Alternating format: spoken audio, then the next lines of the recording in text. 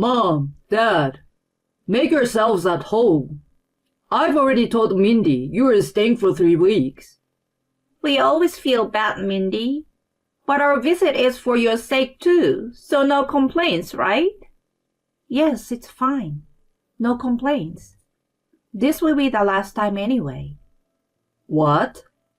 My husband Dean and my in-laws simultaneously said that, looking dumbfounded. I didn't care and pulled out the divorce papers from the drawer and thrust them at him. I'm saying, I can't do this anymore. So let's get a divorce. Divorce? My name is Mindy, a 32-year-old housewife. I've been married to Dean for 2 years.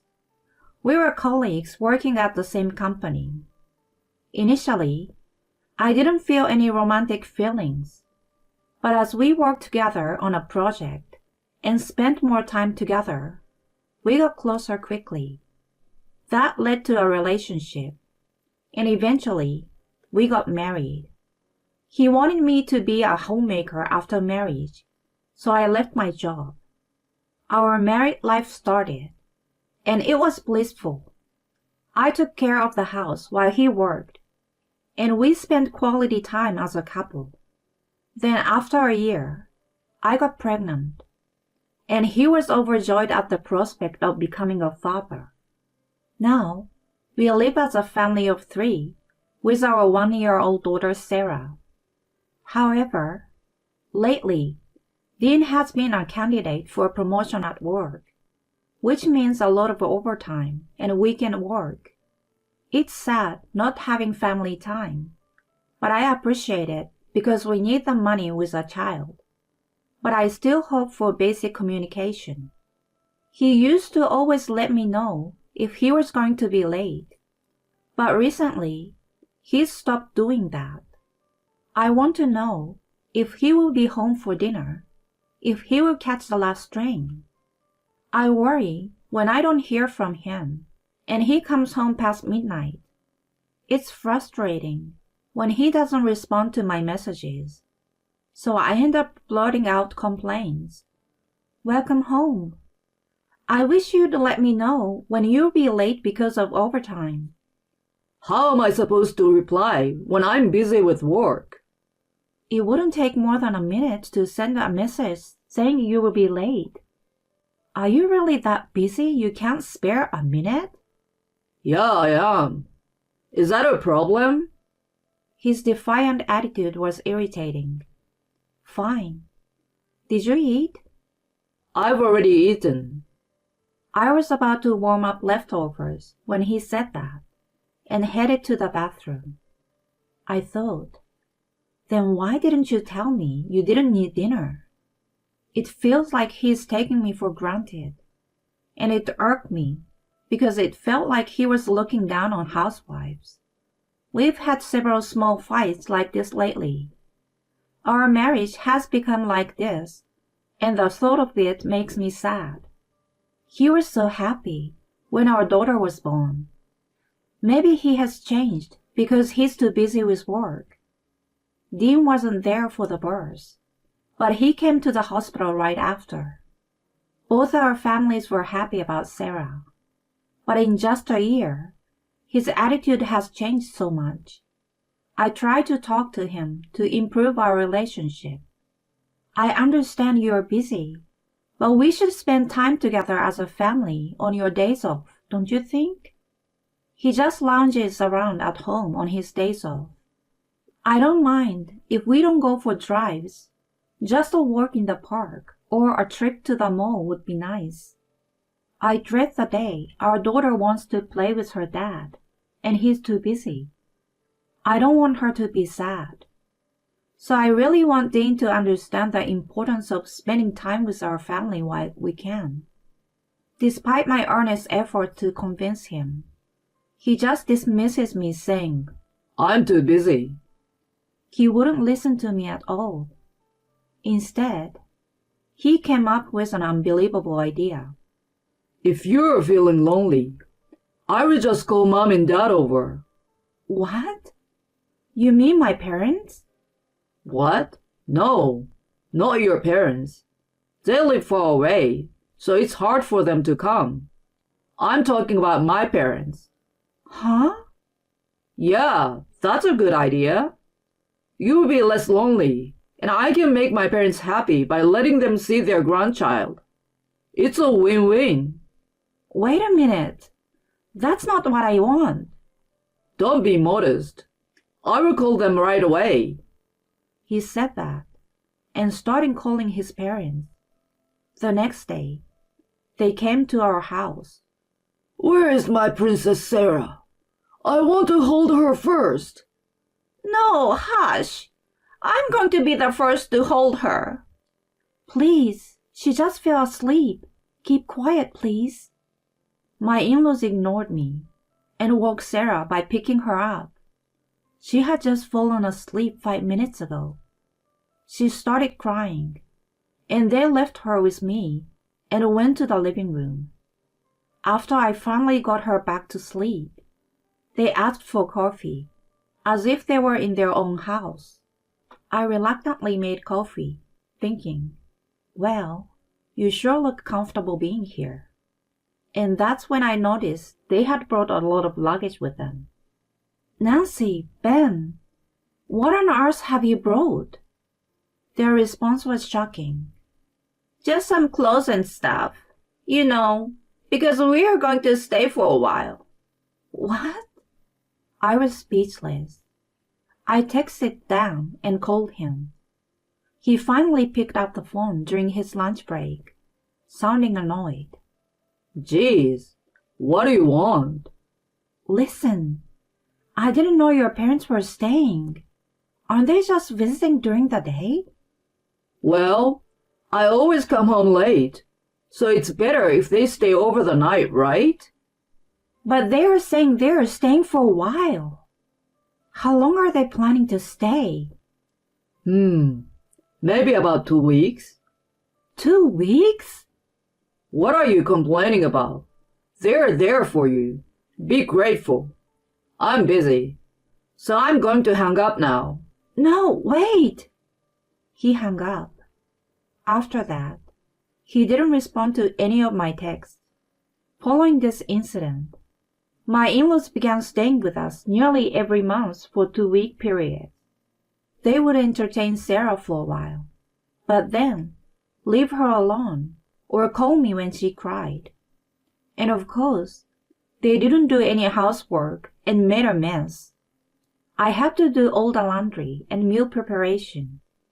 Instead of just caring for my daughter, I now had to deal with my in-laws too, which only increased my stress.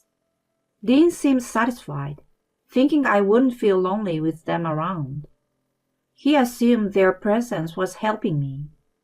Even when I said, "Stop inviting them," he would reply, Don't be shy. and never listened.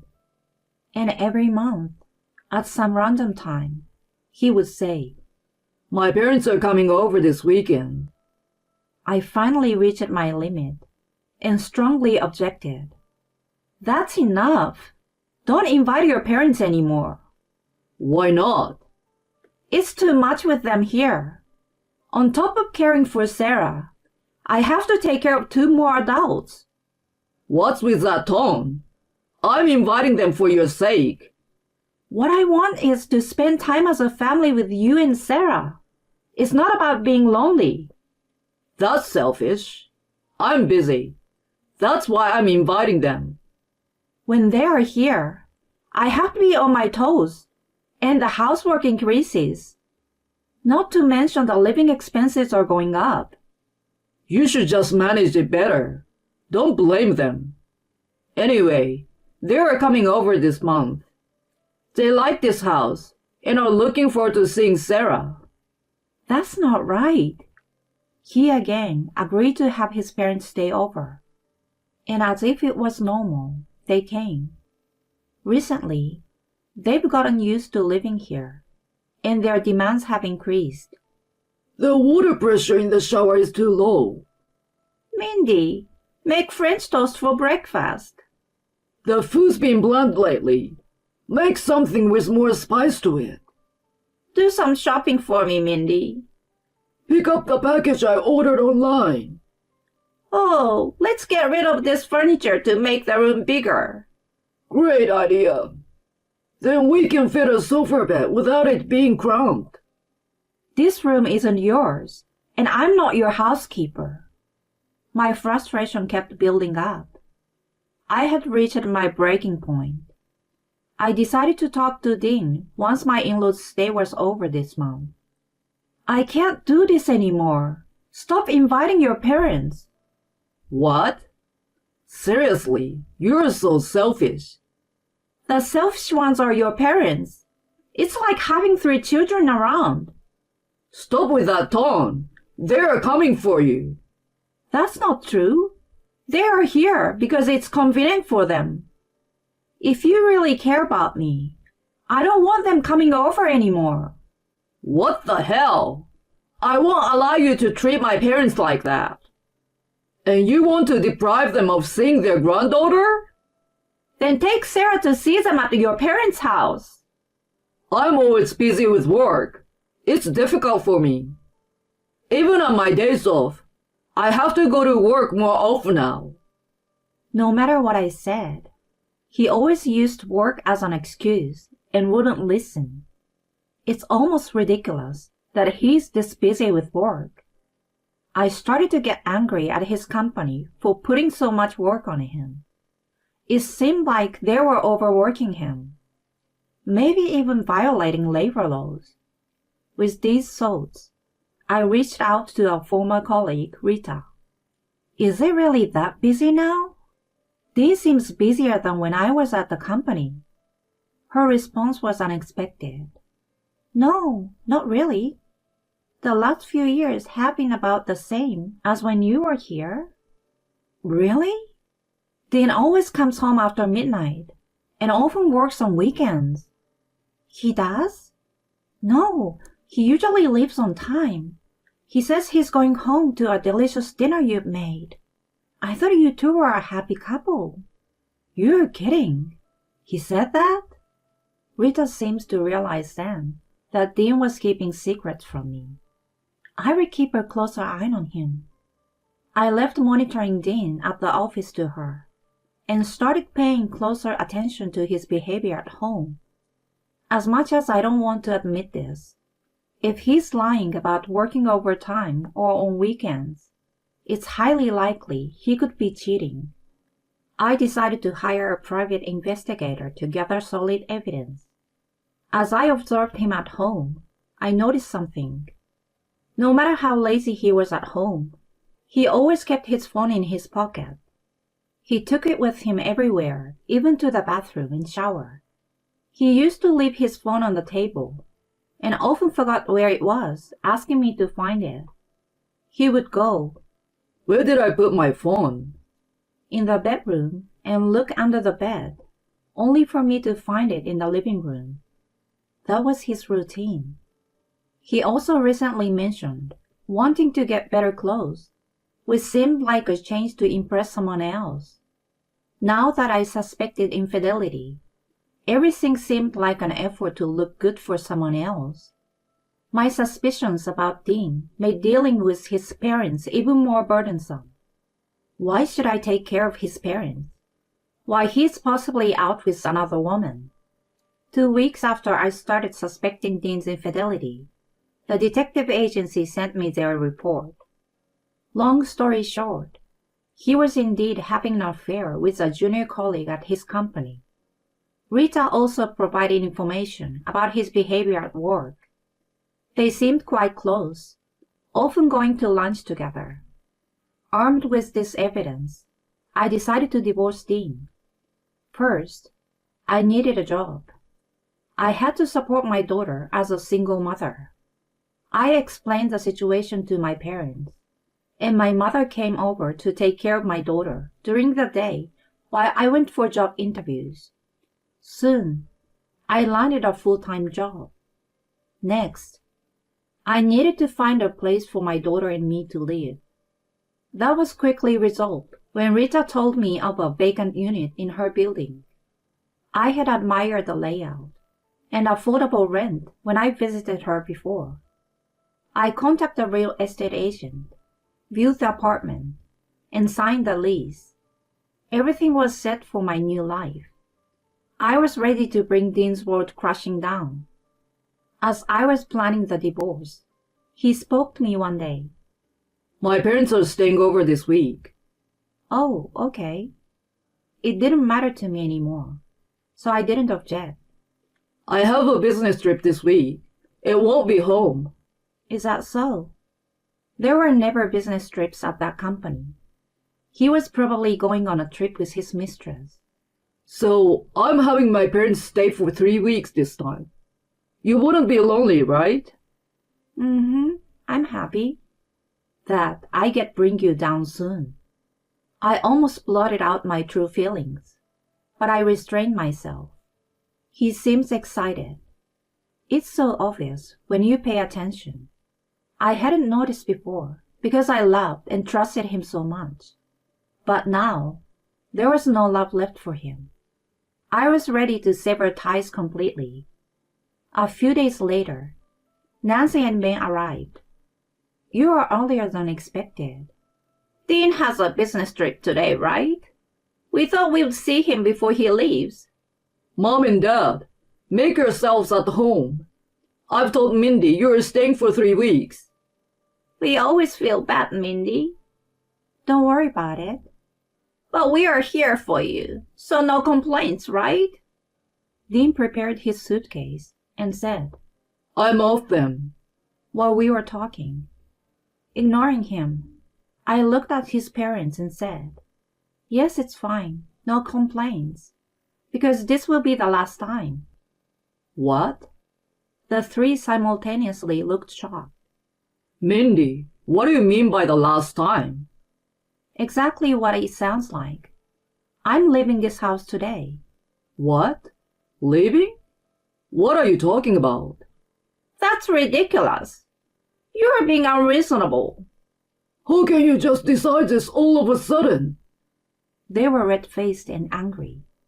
I calmly pulled out the divorce papers from the drawer and presented them to Dean. I'm saying I can't continue living like this with you. So let's get a divorce. Divorce? He was visibly shaken. Why do you want a divorce? His parents were also shocked. What are you unhappy about? You should hash this out with him before making such a decision. You might not be aware, but we're beyond repair. I said this and spread out the photos of his affair, which I had received from the detective agency on the table. Dean turned pale at the sight, and his parents were wide-eyed in shock. I can't continue our marriage with someone who cheats. That's why I'm divorcing you. I will be seeking alimony and child support. But... He was desperate and started begging. Wait! I admit I had an affair. It was a moment of weakness. I haven't seen her since that time in the photos. Believe me. You will have trouble finding a place to live and a job if we divorce, right? His lies were just too much. They only served to destroy any remaining trust. An affair with a junior colleague, and you say you haven't seen her since? And about your business trip, I heard from a former colleague that you've taken leave starting today. Where are you going and with whom? He just sweated and fell silent. His parents were speechless, probably never imagining their son would cheat. By the way, about what you said, I've already found a new job and a place to live, so no problem there. Just sign the divorce papers. If you refuse, I'm ready to take legal action. With that, I grabbed my pre-packed belongings and left the house with my daughter. Dean slumped on the spot, and his parents stood there dumbfounded. Thanks to overwhelming evidence, the divorce was finalized with Dean at fault. I received alimony and child support from Dean and his mistress. He struggled financially after paying the alimony, so the child support was in installments. If he missed any payments, I planned to take legal action. Not surprisingly, the affair scandal spread throughout Dean's workplace, and his mistress resigned due to lack of support. Dean, who had pretended to be a devoted husband, was now coldly treated by his colleagues. But he couldn't quit his job because he had to pay the alimony and child support. His parents, who had been staying over half a month at a time at our house and avoiding their expenses and chores, now struggle with increased living costs and the burden of housework. Apparently, they had been using the money they saved from staying with us to live luxuriously and couldn't adjust to their old budget.